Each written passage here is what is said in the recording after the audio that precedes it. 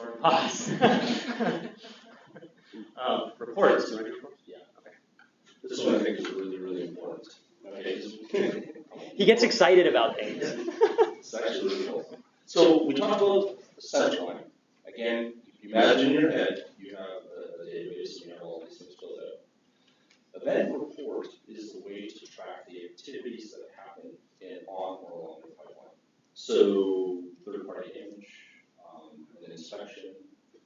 I did a risk analysis against all of this data at a particular time. And what this allows you to do is take all of these features and disparate tables and tie them to a single record to say, at this point in time, this is the status of my database, and I did analysis on it. I mean, that also couples in line history and tracking history within the system, but this is the ability to literally look at your GIS and provide a link to something like Maximo that says, show me all the work orders I've done on my system. How do I integrate work order and the features that those work orders happen against? Or I want to track an AFE, or a PO, or a job number, and I want to link it to the features. Because by looking at all of those things, you can start running diagnostics on the location of things and what it costs you. What's your depreciation? When you replace things, it is a way to say, all right, look at this line, and these activities, these reports, these things were done to the pipeline, given a specific span of time. The other thing that this ties to is a strong document. You notice this is a very small table because there are other ways to manage documents, but you may want to link documents to your features. You may want to link comments to your features. And these tables allow you to do this. I think it's one of the most underutilized aspects of the model, and it's probably the most powerful construct in the model itself. Alignment sheets are reports. Everyone familiar with an alignment sheet? It's a strip map showing multiple bands, because obviously all of this linear reference data on top of a pipeline, and you plot it all out, you end up with a big black blob, because everything's over top of each other. You need to scan it out in multiple bands, and there's data for storing the begin, end, and type of the alignment sheets. All right. Okay. Operating measures. So these are measurement tables, odor and pipe operating history, flow measurement. So just measurements about what's going on in my active day-to-day operations of the. Oh, and a link to SCADA as well is how you would put that in. Work. Okay. So yeah, let's find work. Okay. No, it's a place to put work, right? So I'm going to do a work order. I'm going to put that in here. We always have big debates. Shouldn't this be an external document? Blah, blah, blah. Okay. Yes, so anyway, we're not going to go there. We talked about this. Okay. Okay. So boundary tables. So these kind of go back to some of the geographic types of things. I have county boundaries, I have township boundaries. So these are kind of those imaginary lines that we draw on things. And maybe instead of storing those as polygons in my GIS, I want to store the measure value that says this is when I crossed the county boundary, this is when I crossed the property boundary. That's what these are for. Damage prevention in one call, kind of a self-explanatory module and something that we just did last year, I think. One call is a big deal in North America. Every state agency has a one-call organization. If you dig a hole in your backyard, you call that number because they call all the utilities that have proximity. This is a very GIS-centric operation, and I think it was really good of the PODS organization to put this in. I mean, the number one cause of damage to a pipeline is somebody gets a backhoe and goes crazy with it. All right, third-party encroachment and excavation along the right of way. So it's really important. So I want to sort of pile on with this one and say, PODS is looking at the regulatory demands, the things that are causing pipeline operators pain. Let's put it in the model, make sure there's a place for it. I mean, you can use these tables as is, you can add your own stuff to them to support your business. You could just even say, I had a ticket, I can start tracking the density of tickets that happen on or along my pipeline. Okay. Repairs. Yes, it should also be in T. But if you have too many backhoe strikes, then it might repair. Regulatory. Okay, so U.S. regulatory. So in modularization, this is something we pulled out as a separate module. So if you're not from the United States, you don't need to bring in the U.S. regulatory tables. Risk compliance, rating, ranking, and tables of information. Go back to risk for a second. Yeah. There's a million ways to do risk. These tables are very light because everybody sort of does it differently, and that's totally appropriate. But this is your ability to turn around and put the rankings, the results back back into PODS so that you can see it in context with the rest of your data. And if it doesn't work, tell us.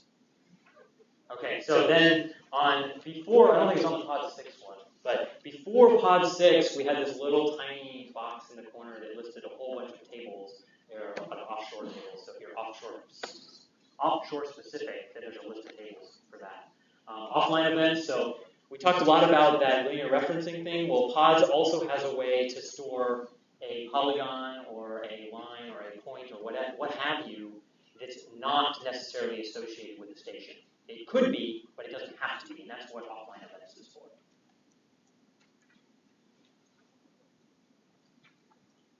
Okay, so in database terms, how are tables related? In database terms, we have this thing called foreign tables. Basically, what that means is that this thing is connected to that thing. So if I have a valve, I have to know what pipeline it's on. So I have to have a relationship between my valve and my pipeline. Now, in the model, it gets a little more complex because we had to keep track of a lot of things. But that's essentially what happens. So we have these things called GUIDs, or GUIDs, or GUIDs, or UUIDs, or globally unique identifiers. So these are what we have to keep track of these things. We have an individual unique identifier for each item, and that's how we glue things together in the model. Now, it looks a little daunting when you see it. You see, oh my God, I have 38 character string that I have to remember and I have to type it. No.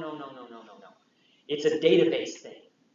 We're using it in the database to keep track of things. It doesn't mean that you as the person need to memorize these things. That's why there's name columns. That's why there's route identifier columns. That's why there's other columns that are human readable. If you remember those things, it's station from Houston to Austin. It's whatever it is, but you remember those things. You don't remember the quiz. Okay, naming conventions in the model when you're looking through things. We have these things called lookup fields where we keep domains, so lists of things. I have a valve type. I only want certain types of valves. I don't want people to just be able to type in block valve spelled 5 different ways. I want them to select it from a list. That's what a domain is for. So we had 3 types. In POD 6, we have 2 types.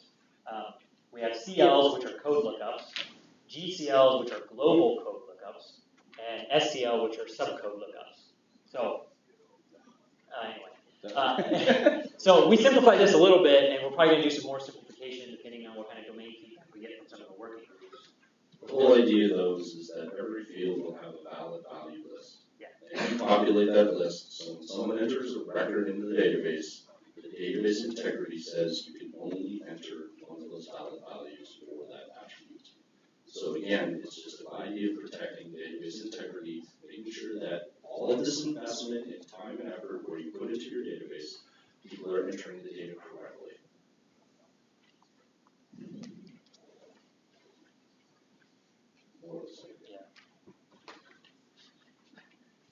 Okay, so one example of linear feature is the big one, is pipe segment. As I said earlier, you could implement PODS and not have anything in your pipe segment table. It'd be highly unusual. Let's say you had a proposed pipeline.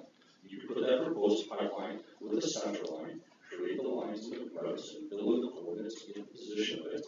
And you may not actually have a pipe because you don't have it in the ground. It's completely a proposed system. Once you actually put a pipe in, you can fill in these tables. And each of these tables have a variety of attributes. You notice the CLs and the GCLs.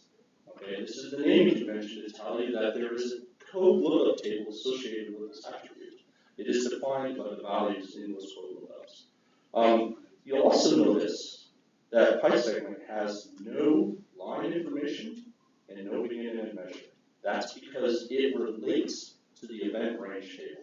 And the event range table, event range, here's where it starts, here's where it ends.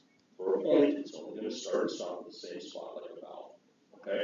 That event range table stores all the measure for the entire system. Same thing for a valve.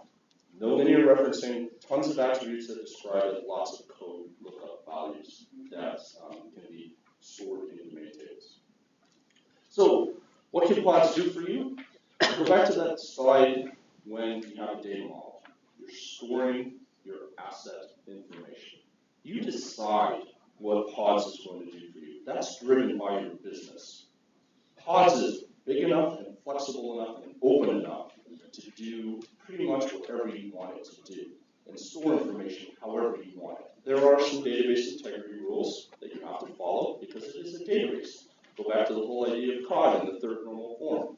Primary keys, foreign keys, database integrity. That's part of a relational database management system. If you're going to implement this, you should study that at some level and understand how primary and foreign keys work. PODS is a normalized database that depends on that structure. But you want to be able to go to PODS and write SQL, structured query language, okay, to go out and query the database to give you information. If you've gone through all the trouble of putting it in a logical, organized fashion, you would like to be able to actually pull information out to do your work. And when you couple that with a GIS and you have all of the spatial elements, you can start using the operators like close to, intersects, nearby, contained, within. You can see the power of a data model like this for organizing your information. We could go through the tons and tons of things that you could do to query. Your business should be telling you as GIS people what you need to be putting this GIS in for. I mean, PODS is a perfectly good model, but if you go into it without understanding what your underlying business processes are, then you're not going to be putting data in there in a method that you can retrieve and pull it back out. And I think that's really the critical part of this whole thing within PODS, is to understand why you're putting it together and how to do it. Okay, the PODS internal wiki is starting to get filled up with a lot of information. Just another data source. JAS. That's my new acronym today. Just another data source. It was different last night. Yeah. All right. Again, tons of information. User conference, GeoGathering conference is another big user of the PODS data model. GITA conference is coming up in October. I think so. Yep. And there's been tons of papers. The Gas Technology Institute uses PODS, is working with the PODS organization on the development of the GDM gas distribution model.